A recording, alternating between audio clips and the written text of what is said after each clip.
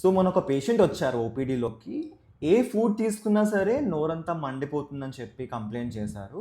So తను almost 1 year నుంచి ఆ ఇబ్బంది పడుతున్నారు.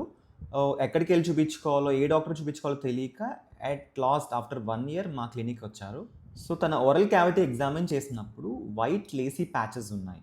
అండ్ అక్కడక్కడ అల్సరేషన్స్ కూడా ఉన్నాయి. సో దీనినే మనం ఓరల్ లైకెన్ ప్లానస్ అంటాము. ఇది ఒక ఆటోఇమ్యూన్ డిసీజ్. అంటే మన ఇమ్యూన్ సిస్టమ్ అనేది మన ఓన్ సెల్స్ పైన అటాక్ చేస్తుంది.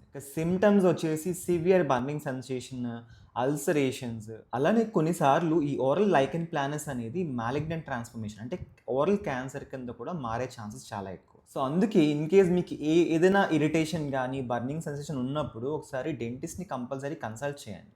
అండ్ ఈ పేషెంట్ సినారియోలో చూస్తే తను ఏ డాక్టర్ దగ్గరికి వెళ్ళాలో ఐడియా లేదు. సో చూడండి, మన నోట్లో ఉండే ప్రతి డిసీజ్కి టంగ్ ఇష్యూ అయి ఉండొచ్చు, బకల్ మ్యూకోజా అండ్ టీతే కాకుండా మిగతా టిష్యూస్ కూడా dentist he can treat for sure. ఎందుకంటే మన డెంటల్లో ఒక స్పెషాలిటీ ఉంటుంది, oral medicine and radiology speciality. So ఈ స్పెషాలిటీ దేని మీద ఎక్కువగా ఫోకస్ అయి ఉంటుందంటే కొన్ని రకాల ప్రీ క్యాన్సరస్ లీషన్స్ని డయాగ్నోస్ చేయడంలో. అంటే క్యాన్సర్ వచ్చే ముందు కొన్ని రకాల సిమ్టమ్స్ కానీ సైన్స్ కానీ మన ఓరల్ క్యావిటీలో కనిపిస్తూ ఉంటాయి.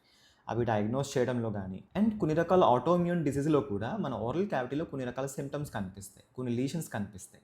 అవి డయాగ్నోస్ చేసి ట్రీట్ చేయడంలో కానీ, ఇక మన ఓరల్ క్యావిటీలో వచ్చే viral, bacterial, fungal infections manage చేయడంలో కానీ, సో ఇక టీఎంజీ పెయిన్ కానీ సర్టెన్ న్యూరాలజియాస్ని ట్రీట్ చేయడంలో ఈ స్పెషలిస్ట్ ట్రైన్ అయి ఉంటారు.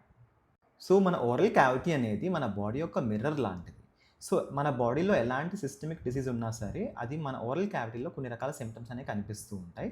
ఇన్ కేస్ మన ఓరల్ క్యావిటీ కొన్ని అబ్నార్మల్ సిమ్టమ్స్ చూపిస్తున్నట్లయితే that denotes something is going wrong in your body.